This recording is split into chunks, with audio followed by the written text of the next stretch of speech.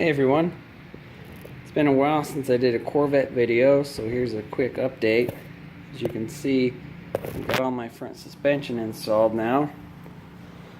Wasn't too difficult.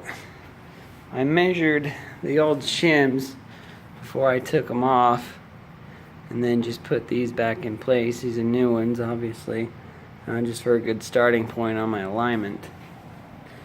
These are still loose. You've got to wait until you get the weight of the body and the engine and everything on there to tighten those. And the tricky part, the hardest part of this whole suspension is getting the spring compressed so you can mount your spindle to your ball joints.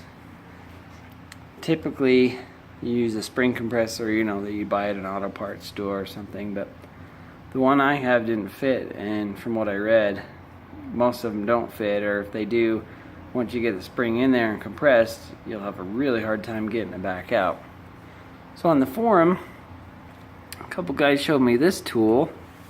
I went to Home Depot and bought everything there, spent about 18 bucks.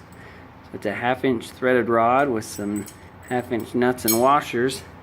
And this is a 3/16 steel plate. I cut this off, that's about 5 inches.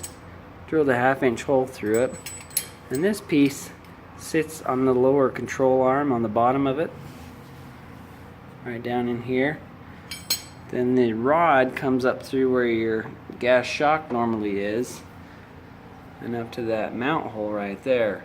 You tighten it down and your spring will slowly compress, and you got to make sure you get the spring aligned right.